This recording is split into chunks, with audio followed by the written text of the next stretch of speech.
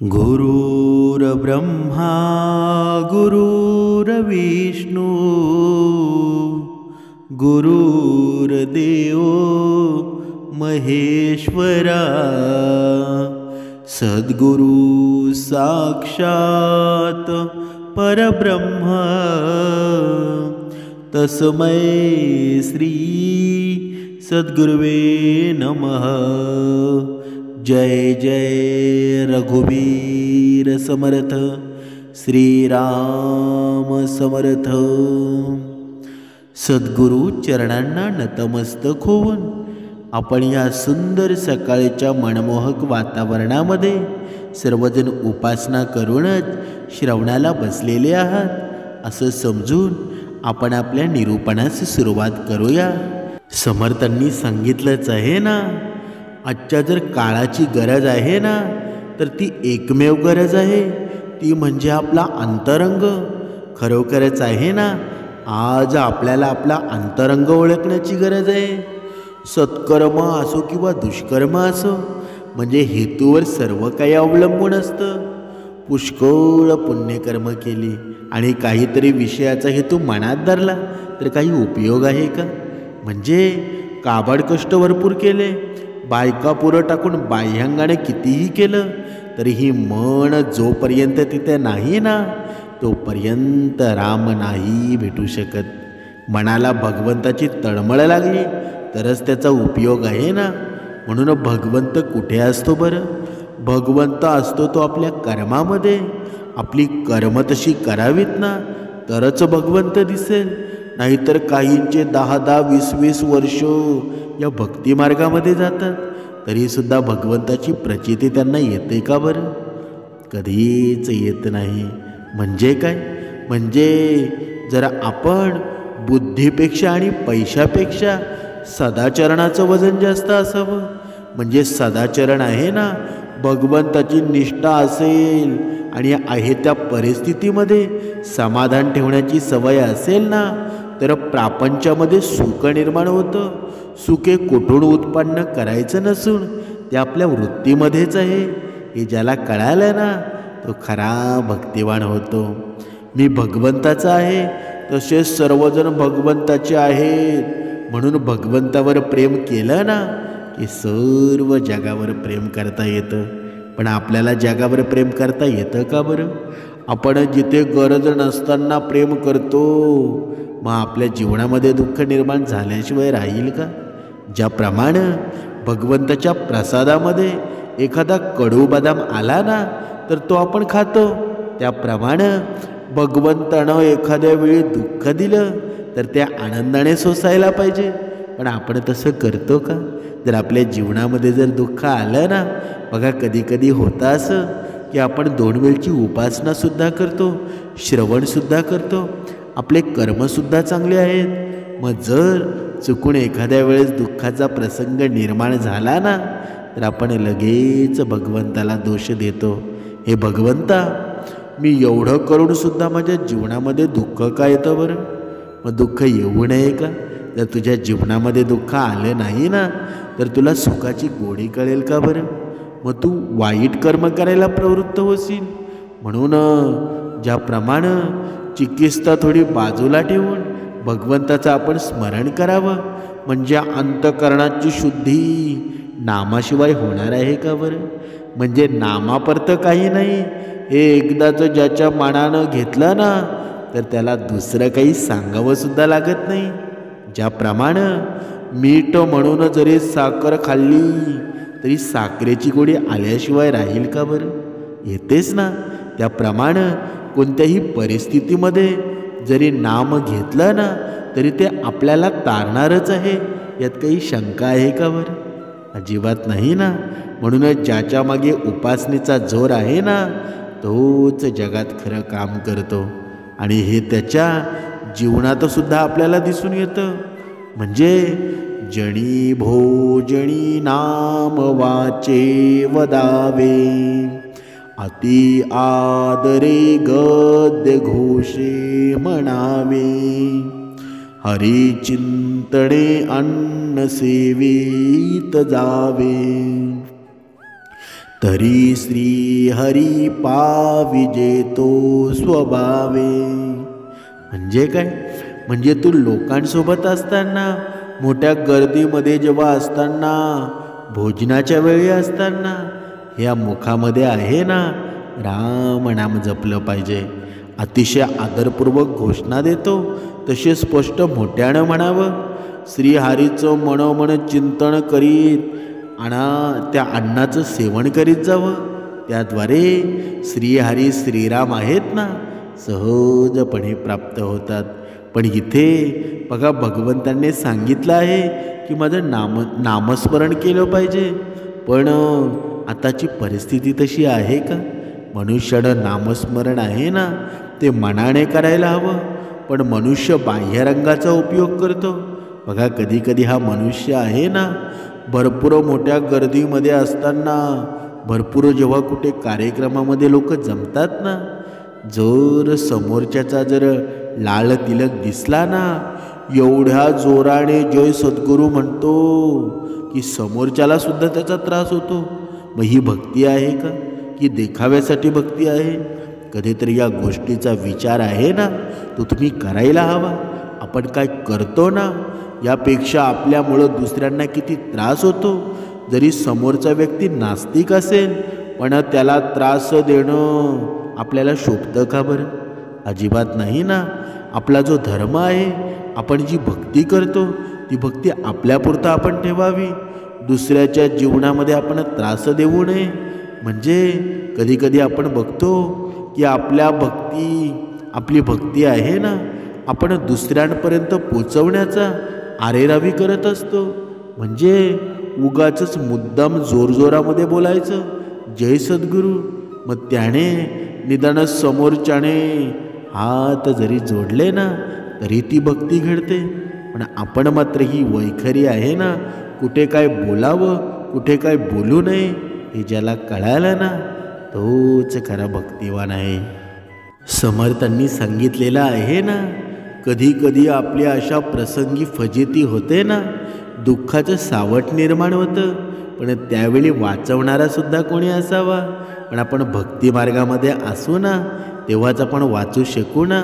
बघा तुम्हाला हनुमंतरायांचा आणि भीमाचा हा प्रसंग आठवत असेल की एकदा हनुमानानं आपले 3 केस भीमाला का दिले या प्रश्नाचं उत्तर आहे ना.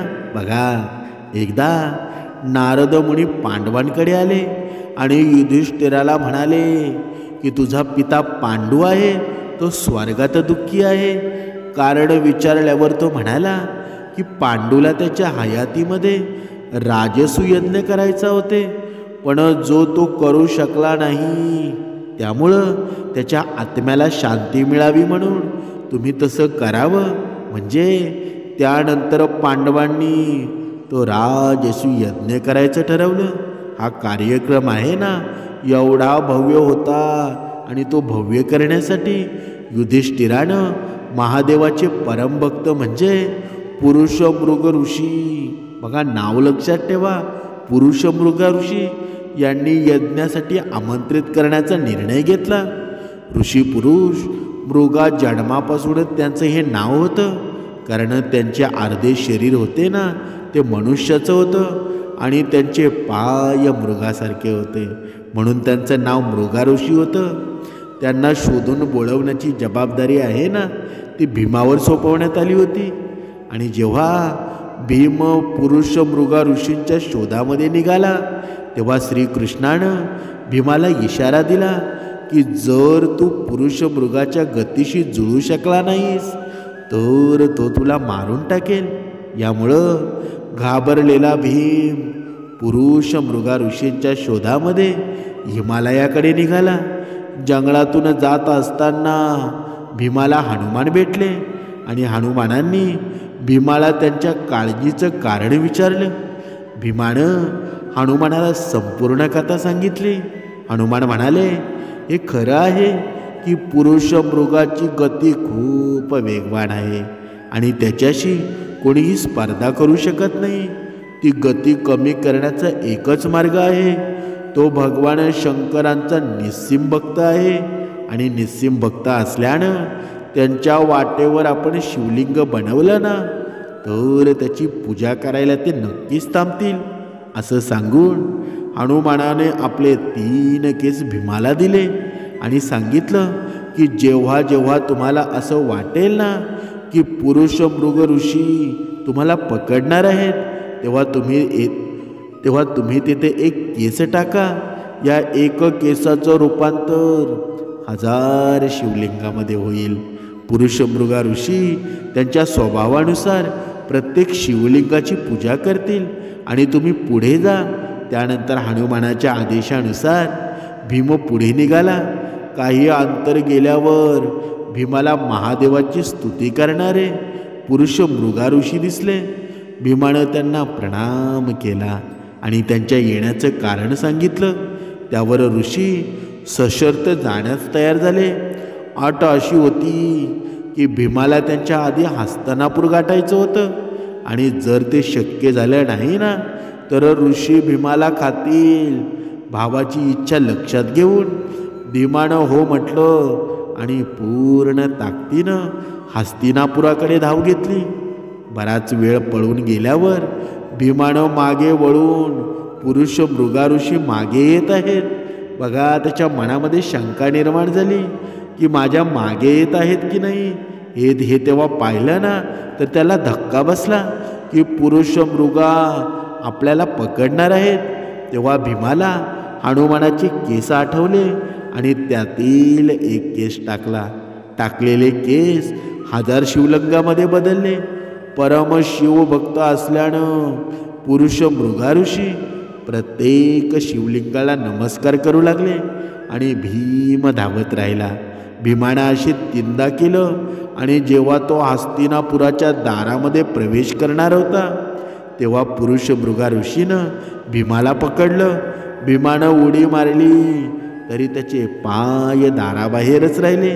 यावर भीमला खायचे होते. इतक्यातच श्रीकृष्ण आणि युधिष्ठिर दारामध्ये पोचले. दोघांना पाहून भीमानेही वाद घालण्यामध्ये सुरुवात केली. मग पुरुष मृगा ऋषीनं युधिष्ठिराला न्याय करण्यास सांगितलं. तेव्हा युधिष्ठिर म्हणाला की भीमाचे पाय दाराबाहेर पडले आहेत म्हणूनच तुम्हाला फक्त भीमाचे पाय खाण्याचा अधिकार आहे. युधिष्ठिराच्या न्यायानं पुरुष मृगा ऋषी प्रसन्न होऊन भीमाला वाचवलं आणि त्यांनी राजसूय यज्ञामध्ये सहभागसुद्धा घेतला आणि सर्वांना आशीर्वादही दिला. बघा, काही ठिकाणी असं सुद्धा वर्णन आलेलं आहे की हनुमानानं भीमाला 1000 केसांचे गुच्छ दिले आणि प्रत्येक केस खाली पडून त्याचे शिवलिंग बनलेले आहे. थोडक्यात आपल्याला या प्रसंगावरून काय समजतं बरं? बघा, भगवंत रूपी माणसं होती. जणू काही त्यांच्यामध्ये भगवंत सामावलेला होता. त्यांच्या मागे सुद्धा काळ लागलेला होता. मग आपण मात्र कोण आहोत बरं? या सृष्टीवरचे जीवजंतूच आहोत ना, आपण नगण्यच आहोत ना. मग तरीसुद्धा त्यांना सुद्धा काळाची भीती वाटत होती. आपण तर काहीच करत नाही, भगवंताचं नामस्मरणसुद्धा करत नाही. मग आपली अवस्था कशी होणार आहे बरं? तरीसुद्धा हे मनुष्याला कळतं का बरं? म्हणजे एखाद्याच बघा वयाच्या 10व्या वर्षी रामाची वाट पाहायला सुरू केलेली ती शबरी होती ना, त्या शबरी मातेचा प्रवास जर तिच्या 60व्या वर्षी संपत असेल तर विश्वास ठेवायला हवा, या जगामध्ये माझा भगवंत आहे, या जगामध्ये माझा श्रीराम आहे. फक्त तो कधी आणि कसा केव्हा येईल ना हे ठाऊक नसताना सुद्धा वाट पाहण्याची आपली भक्ती तितकी मजबूत असायला हवी. म्हणजे काय बरं? म्हणजे हा रामायणातील प्रसंग आहे ना, तो बोध आहे ना, आपल्याला रोजच्या आयुष्यामध्ये आपलं सुख निर्माण करून जातो. पण हे मनुष्याला कळतं का बरं? कधीच कळत नाही. म्हणून आपली जी नाती आहेत ना त्या नात्याला महत्त्व द्यायला हवं. आपली बहीण आहे, आपल्या बहिणीला किंमत द्या, आपल्या भावाला किंमत द्या. म्हणजे जर आपली ही नाती आहेत ना, ही नाती निरंतर राहिली तर आपल्या जीवनामध्ये सुद्धा सुख निर्माण होईल. पण आपण असं करतो का? आपण लोकांवर विश्वास ठेवतो पण आपल्या स्वतःच्या नात्यावर विश्वास ठेवत नाही. म्हणून चांगले कर्म करा, कारण आयुष्य संपल्यानंतर आहे ना, तुमचा धर्म काय आहे देव बघणार नाही, देव तुमचे कर्म बघेल. म्हणूनच समर्थांनी सांगितलेलं आहे ना, आपला राग इतका महाग करावा ना की कोणालाही तो परवडू शकत नाही, आणि आपला आनंद इतका स्वस्त करावा की सगळ्यांना फुकट लुटता येईल. पण मनुष्य तसा करतो का बरं? मनुष्य कधीच तसा करत नाही. म्हणून मनुष्याला किंमतसुद्धा मिळत नाही. म्हणून आयुष्यामध्ये आहे ना, कोणतीही गोष्ट न चिडता न रागवता सांगणं, हे ज्याला जमलं ना त्याला खरं आयुष्य जगायला जमलं. कारण समोरच्यावर चिडचिड करणं खूप सोपं आहे, पण त्याचं मन न दुखवता त्याला ती गोष्ट पटवून देणं हे किती अवघड आहे ना. म्हणूनच समर्थांनी सांगितलेलं आहे, आयुष्यामध्ये किती जरी नाते वाईट असली, किती जरी गुंता झाला ना, तो हळूहळू सोडवावा. मग तो दोऱ्याचा असो किंवा स्वतःच्या मनातील विचारांचा असो. म्हणजे संयम नसला ना की तो दोरा आपणही तुटून जातो. पण मनुष्य मात्र बघा, हा मीपणाचा देखावा आहे ना, हा मीपणाचा अहंकार आहे, तो कधीच सोडायला तयार नसतो. जेव्हा शेवटचा काळ येतो तेव्हा त्याला सर्व आठवू लागतो. मग त्या आठवून काही फायदा आहे का? जोपर्यंत या शरीरामध्ये प्राण होता तोपर्यंत तू या हाताने टाळी वाजवली नाही. जोपर्यंत तुझं शरीर चांगलं होतं तोपर्यंत तू कधीही कोणाला चांगला बोलला नाहीस. मग त्या जीवनाचा काही फायदा आहे का बरं? काहीच नाही ना.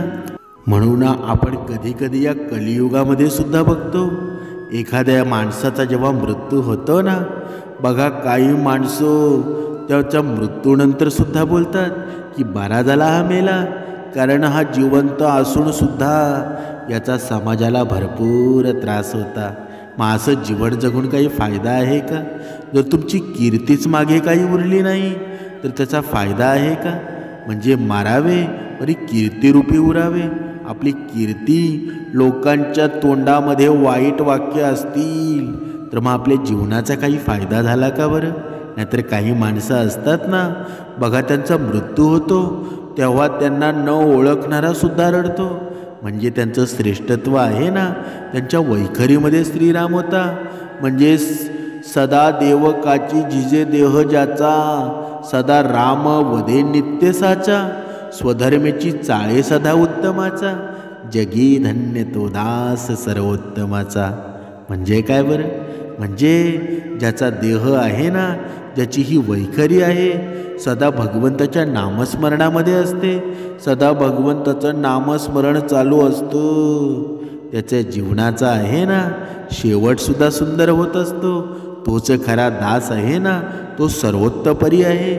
समर्थांनी सांगितलेलं आहे ना, सदा बोलण्यासारखं तुमचं चालत आहे ना, तरीसुद्धा तुम्ही दुःखी का आहेत बरं?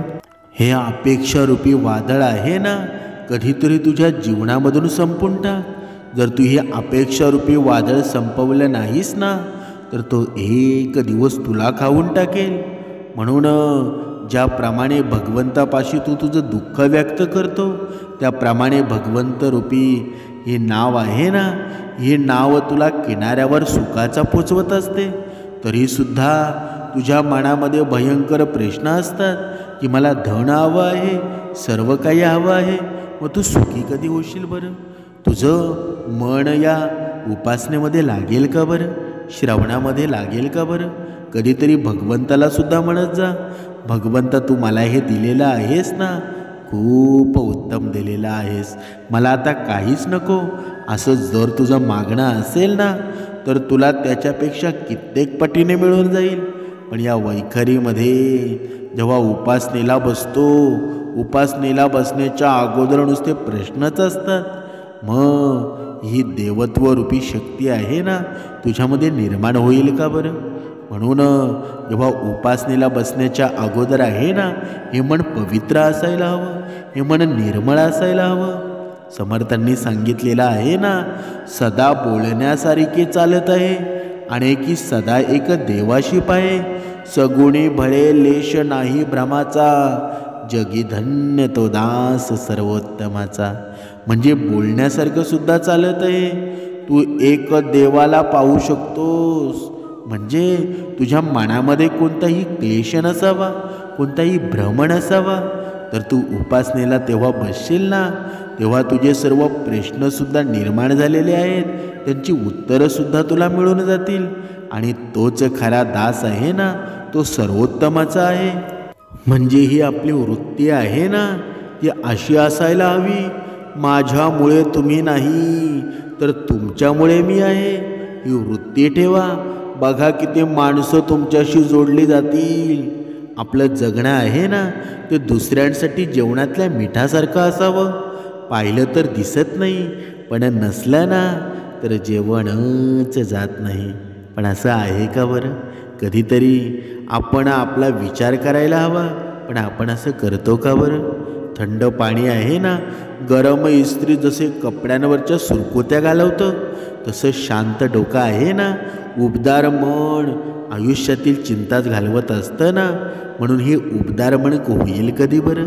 जेव्हा समर्थरूपी नावेमध्ये आपण बसू, तेव्हाच ती किनाऱ्यावर जाईल ना. पण ही समर्थरूपी नाव सापडेल कुठे बरं? ही समर्थरूपी नाव सापडते उपासनेमध्ये, श्रवणामध्ये, ही कर्मामध्ये. पण या नावेमध्ये आपण कधी बसतो का बरं? कधीच बसत नाही. का बसत नाही बरं? कारण अहंकाररूपी हा राक्षस आहे ना, तो आपल्यामध्ये असतो. आणि अहंकाररूपी ज्यामध्ये राक्षस असतो ना, तो समर्थरूपी नावेमध्ये कधी बसू शकत नाही, कारण त्याला प्रवेशच नसतो. म्हणून कोणतीही गोष्ट साध्य करण्यासाठी फक्त शक्ती असून चालत नाही, तर त्याला सहनशक्तीचीही जोड असावी लागते. म्हणून माणूस कसा दिसतो ना, यापेक्षा तो कसा आहे याला खूप महत्त्व आहे ना. कारण शेवटी सौंदर्याचं आयुष्य तारुण्यापर्यंत असतं, तर गुणांचं आयुष्य आहे ना, मनुष्याच्या मरणापर्यंत असतं ना. बहिणाबाईंनी सुद्धा सुंदर वर्णन केलेलं आहे. अरे संसार संसार जसा तवा चुलीवर, जेव्हा हाताळा चटके मग मिळते भाकर. म्हणजे काय? हा संसाररूपी वादळ आहे ना, तो दुःखाचाच आहे. पण दुःखातून आपल्याला सोडवणूक करायची असेल ना, तर भगवंतरूपी नामस्मरणाच्या नावेमध्ये बसावं लागेल. भगवंतरूपी नामस्मरण आपल्याला करावं लागेल.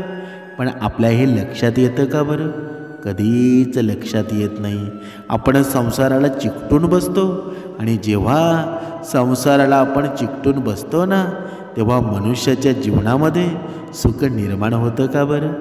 कधीच होत नाही. म्हणून प्रत्येकानं संसार नक्कीच करायला हवा. पण संसार करता करता या पूर्ण दिवसाच्या 2 वेळा आहेत ना, एक ब्रह्ममुहूर्ताची वेळ आणि एक जेव्हा तुम्ही कामावरनं घरी येता संध्याकाळची वेळ.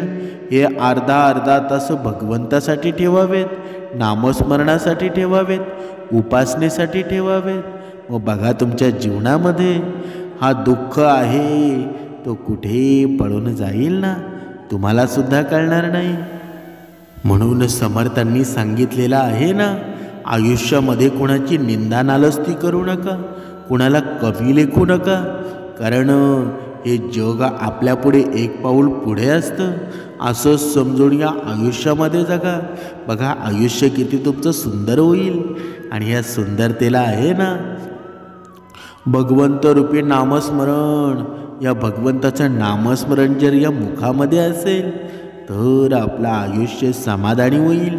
आणि आजच्या या कलियुगाचा जर विचार केला ना, तर समाधानी कोणी आहे का? पण आमचे एवढे नशीब आहेत, पूर्वजन्माची पुण्याई आहे, आमचे वडिलांच्या आईवडिलांचे आशीर्वाद आहेत की आम्हाला हा भक्तिमार्ग मिळाला. आणि आजपर्यंत आम्ही हे फळे चाकत आहोत आणि पुढेसुद्धा चाकणार आहोत. आणि भगवंताला एवढंच एक मागणं आहे की जीवनामध्ये आम्हाला काही दिलं नाही तरी चालेल, पण या भक्तिमार्गापासून अलग होऊन देऊ नका. कारण हा भक्तिमार्ग आहे ना, आमचा श्वास आहे. आणि जोपर्यंत हा श्वास आहे तोपर्यंत आम्हाला कधीच काही कमी भासणार नाही. आणि जरी कमी भासली ना तरी तुम्ही आमच्या सोबत असाल. जेव्हा भगवंत सोबत असतो ना तेव्हा कितीही मोठं बलाढ्य जरी संकट आलं ना तरी ते कमी होऊन जातं, ती तीव्रता कमी होऊन जाते. म्हणूनच जीवनामध्ये दुसऱ्याची निंदा करू नका, दुसऱ्याच्या जीवनामध्ये सुख निर्माण करा, तुमच्या जीवनाचं कल्याणच होऊन जाईल. जय जय रघुवीर समर्थ.